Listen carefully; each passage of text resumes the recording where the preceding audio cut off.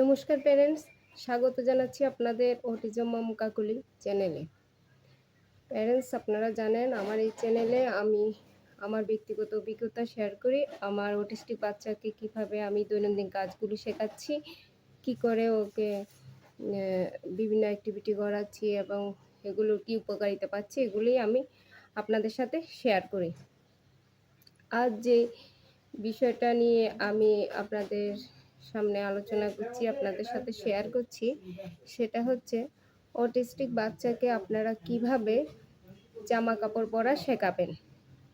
Parents, এটা খুবই একটা গুরুত্বপূর্ণ বিষয়, কারণ একটা বাচ্চাকে আপনি কত বছর জামা কাপড় পরিয়ে দেবেন? ওদের নিজে নিজে জামা কাপড় পরা শিখতেই হবে।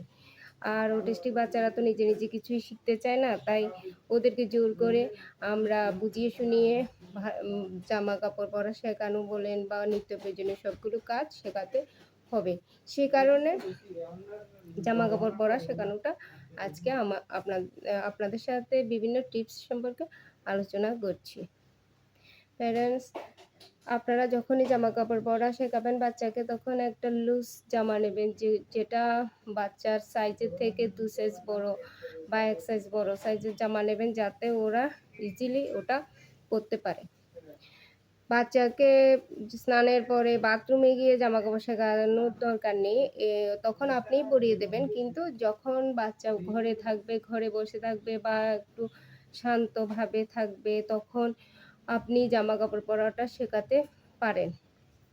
এর জন্য একটু বড় সাইজের জামা নেবেন এবং বাচ্চাকে শেখাবেন সামনে পেছনেরটা, কারণ জামাটা পরতে হলে সামনের দিক পেছনের দিক ঠিক রেখে পরতে হবে। তাই আপনারা এমন একটা ড্রেস নেবেন, যেটা টপ নেবেন, এটা সামনের দিক পেছনের দিক আপনারা কিভাবে শেখাবেন।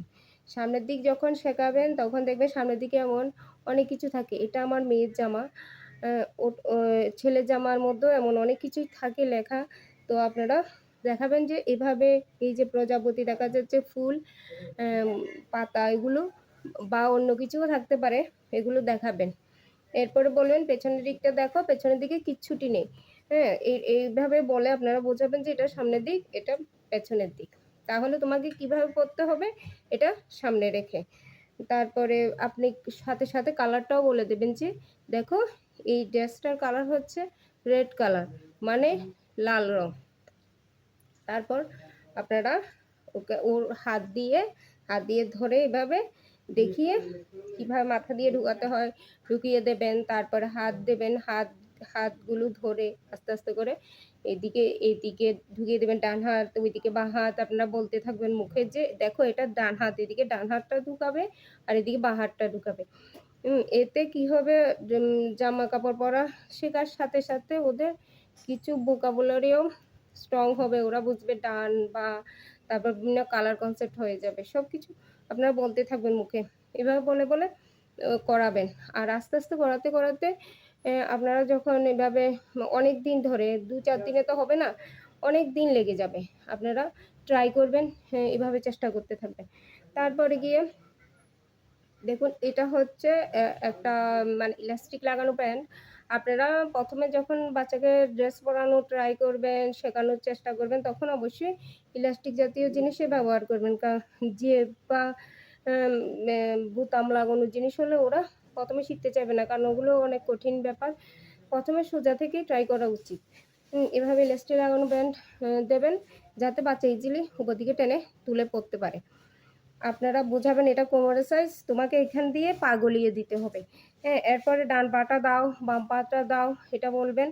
তারপরে একটু পরিয়ে দিয়ে আপনারা ওর হাতে প্যান্টটা ধরিয়ে দেবেন, বলবেন তুমি টেনে তোলো। তারপরে বাচ্চা নিজেই টেনে তুলবে প্যান্টটা। তারপরে এভাবে ও আস্তে আস্তে শিখবে। যখন একটু টেনে কোমর পর্যন্ত তুলবে, তখন আপনি হাততালি দেবেন, ওকে প্রশংসা করবেন যে হ্যাঁ, বাহ, তুমি খুব ভালো করেছো, এইভাবে চেষ্টা করো, তুমি পারবে, তুমি নিজেই তো করে ফেলেছো সবকিছু। এভাবে বলতে থাকবে, তাহলে ওর মধ্যে একটা আত্মবিশ্বাস সৃষ্টি হবে আর ও খুব তাড়াতাড়ি করে ড্রেস পরাটা শিখে যাবে। তারপরে যখন বোতাম লাগানোর ক্ষেত্রে আপনারা কি করবেন, কিছু এগুলো কিছু ড্রেস থাকে, তো শার্ট বা এই জাতীয় মেয়েদেরও কিছু টপ থাকে, যেগুলো সামনে দিয়ে কাটা থাকে, বোতাম লাগাতে হয়। তাহলে তার জন্য বোতাম লাগানো শেখানোটা কিন্তু খুবই কঠিন। অটিস্টিক বাচ্চার ক্ষেত্রে খুবই কঠিন। ওরা তো ঠিকমতোভাবে পারে না। তাই ওদের শেখারও আগ্রহ কম থাকে।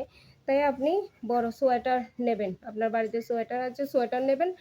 নিয়ে সোয়েটারের বোতামগুলো দেখবেন অনেক বড় থাকে। ওগুলো দিয়ে ট্রাই করবেন। তাহলে আপনারা খুব সহজেই শিখে যাবেন, শেখাতে পারবেন। তো বাচ্চারা খুব সহজে শিখে যাবে। এইভাবে করে আপনি বাঁ হাতে ধরবেন, ওর বাঁ হাতটা ধরবেন, ডান হাতে ওর ডান হাতটা ধরে পেছন থেকে যদি বসেন তাহলে। আর সামনে থেকে যদি বসেন তাহলে তো আপনি অপোজিট হাত ধরতে হবে। ও আপনার বাঁ হাত দিয়ে ওর ডান হাত ধরবেন আর আপনার ডান হাত দিয়ে ওর বাঁ হাত ধরবেন। এভাবে করে তারপর শিখিয়ে দেবেন আস্তে, আস্তে করে বোতামটা কি করে এই এভাবে করে গলিয়ে এদিকে আনতে হয়। আবার আস্তে করে বোতামটা কিভাবে খুলে নিতে হয়। এই ব্যাপারটা আপনি যদি সোয়েটারের সাথে করান তাহলে ওরা খুব তাড়াতাড়ি শিখে যাবে। আর যদি ছোট শার্টের সাথে শেখানোর চেষ্টা করেন, ওখানে তো বোতামগুলো খুবই ছোট থাকে, ঘরগুলোও ছোট থাকে। তো বোতামটা ওই ঘর দিয়ে গলবে না। তাই আপনারা বড় সোয়েটার বা বড় কিছুর বোতাম দিয়ে ট্রাই করবেন। তারপর আস্তে, আস্তে যখন শিখে যাবে তখন ধীরে, ধীরে ওরা ছোট ছোট বোতামগুলোও লাগানো শিখে যাবে। আর কাজ করতে পারেন আপনারা চেইন ট্রাই করতে পারেন। চেইন যুক্ত জামা, কারণ অনেক জামা প্যান্ট সবকিছুতে তো চেইন অনেকগুলোতে থাকে। ছেলেদের প্যান্টে চেইন থাকে, জ্যাকেট বলুন, মেয়েদের জ্যাকেট, অনেক টপ সবকিছুতেই থাকে চেইন। তো এই কারণে চেইনের জন্য আপনারা এভাবে চেইনটা ট্রাই করতে পারেন। আপনারা চেইন লাগানো কি করে শেখাবেন? এভাবে প্রথমটা নিজে লাগিয়ে নিতে হবে। জেবের মধ্যে লাগিয়ে শুধু জেবটা টেনে কিভাবে উঠাবেন ওটা শিখাবেন। টেনে প্রথমে উঠানো শেখাবেন। তারপরে আস্তে, আস্তে ওর হাতটা ধরে ট্রাই করবেন। দেখবেন আপনার বাচ্চা কিছুদিনের মধ্যে শিখে যাবে এবং একটা নতুন কাজ শেখার প্রতি তার মধ্যে আগ্রহ জন্মাবে। কারণ চেইনটা টেনে তুলতে গেলে একটু তো ফিঙ্গারের উপর প্রেশার পড়ে। এটা একটা ফাইন মোটর অ্যাক্টিভিটি। তো বাঁ হাত দিয়ে ওকে ধরি, ওর ডান হাতটা নিয়ে টেনে চেইনটা টেনে তুলবেন, আবার নামাবেন, তুলবেন, আবার নামাবেন। এভাবে কয়েকবার করার পর দেখবেন আপনার বাচ্চা এই কাজটার মধ্যে একটা ইন্টারেস্ট পাবে। তখন ও নিজে, নিজে এই কাজটা করতে থাকবে। আর আপনি এক কাজ করতে পারেন, আপনার বাচ্চার যে স্কুল ব্যাগটা আছে ওটা দিয়েও ট্রাই করতে পারেন। স্কুল ব্যাগটা খুলো, বন্ধ করো, এভাবে করে, করে শেখাতে পারেন। দেখবেন কিছুদিনের মধ্যে খুব সহজেই বাচ্চা এটা শিখে যাবে। শুধু বোতাম লাগানোটার জন্য অনেকদিন টাইম লাগতে পারে। কারণ ওটাও আঙুলের জোরের উপর নির্ভর করে, তারপরে ফোকাসের উপর, কনসেন্ট্রেশনের উপর নির্ভর করে। বাচ্চাকে এই কাজগুলো করানোর ফলে ওদের ফোকাস কনসেন্ট্রেশনও বাড়বে আর ওরা আস্তে, আস্তে করে আগ্রহী হবে নিজের জামাকাপড় নিজে পরার ক্ষেত্রে।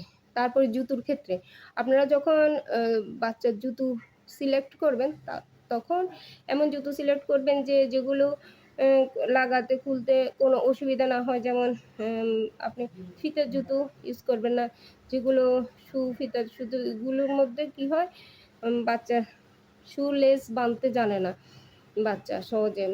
ওটা শিখতে অনেকটা বেশ কয়েক বছর লেগে যায়। তাই আপনারা প্রথমে যে লেসগুলো আছে এভাবে টেনে খুলে আবার লাগিয়ে দিতে হয়। ওই ধরনের জুতোগুলো ইউজ করবেন যাতে ইজিলি বাচ্চা জুতোর মধ্যে পা গলিয়ে নিতে পারে এবং লাগিয়ে দিতে পারে, যাতে জুতোগুলো পায়ের সাথে কমফোর্টেবলি আটকে থাকে। এভাবে আপনারা ধীরে, ধীরে, ধীরে, ধীরে ড্রেস পরানো শেখাবেন। শীতকালে মোজা পরানো, হাত মোজা, পায়ের মোজা, তার মাথার টুপি সবকিছু আস্তে, আস্তে, আস্তে, আস্তে হবে। সব যে আপনার বাচ্চা হুট করে শিখে যাবে এমন নয়। কারণ বাচ্চাদের শেখার গতি বাচ্চাদের এক রকম হয়। প্রত্যেকটা বাচ্চার শেখার গতি আলাদা থাকে। তাই আপনাদের ধৈর্য ধরে খুব মনোযোগ দিয়ে আদর যত্ন করে বাচ্চাদের শেখাতে হবে। প্রথম হয়তো বাচ্চা শিখতে চাবে না বা বসতে চাবে না, তখন আপনাকে একটু শক্ত হতে হবে, জোর করতে হবে, একটু জোর করে এনে বসিয়ে কাজটা শুরু করে দেবেন। তারপর যখন দেখবেন আপনার বাচ্চা চেন মারাটা শিখে গেছে, জামাটা গলিয়ে জামাটা পরা শিখে গেছে, তখন ওকে প্রশংসা করবেন। তাহলে দেখবেন ও আরও করে বেশি, বেশি করে কাজটা করতে চেষ্টা করবে। তখন ধীরে, ধীরে, ধীরে, ধীরে ও ইমপ্রুভমেন্ট করবে। আমার বাচ্চারও অনেকটা সময় লেগেছিল। বেশ কয়েক মাস লেগেছিল। তারপরেও শিখে গেছে। এখন তো ভালোই শিখেছে। তারপরে ছোট বোতামগুলো এখনও লাগাতে পারে না। বড় সোয়েটার পর্যন্ত সোয়েটারের বোতাম লাগানো এগুলো শিখে গেছে। তো আপনার বাচ্চাও শিখে যাবে, খুব দ্রুত শিখে যাবে। আপনারা হাল ছাড়বেন না। উম কো সবসময় চেষ্টা চালিয়ে যান। বাচ্চাকে নিত্য প্রয়োজনীয় কাজগুলো আগে শেখান। তারপরে পড়াশুনো, আস্তে, আস্তে বাইরের জগতের সাথে পরিচিত করা, লোকজনের সাথে কিভাবে মিশবে, কিভাবে প্রশ্নের উত্তর দেবে। আস্তে, আস্তে সবকিছু আপনাকে ধৈর্য ধরে শেখাতে হবে। তাই প্যারেন্টস আপনারা খুব ধৈর্য ধরে থাকুন। খুব মনকে একদম তাজা রাখুন। মনের মধ্যে হতাশা আসবে, ঠিক আছে, কারণ ১ দিন ২-৪ দিনে তো আমাদের বাচ্চাদের উন্নতি হয় না। তাই মনের মধ্যে হতাশা আসবে, বিভিন্ন রকম ডিপ্রেশনে ভুগতে পারেন। কিন্তু সেগুলোকে এক সাইড করে রেখে আপনারা নিজের মনকে চাঙ্গা করুন এই ভেবে যে আপনাদের বাচ্চাকে আপনাদের নিজেদেরই ঠিক করতে হবে।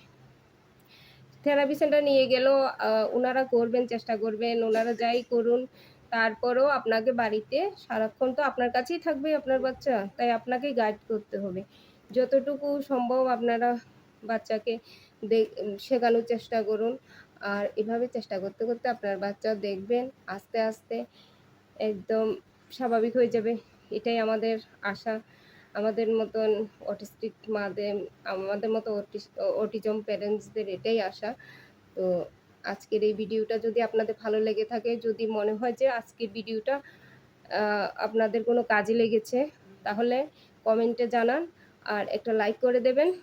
আর যদি এম সেভাবে আপনাদের পরিচিত মহলে কোনো সেমন তেমন বাবা-মা থাকে যাদের এই ভিডিওটার প্রয়োজন, উনাদের সাথে শেয়ার করে দেবেন। আমার চ্যানেলটা সাবস্ক্রাইব করে আমার পাশে থাকবেন। ধন্যবাদ। নমস্কার।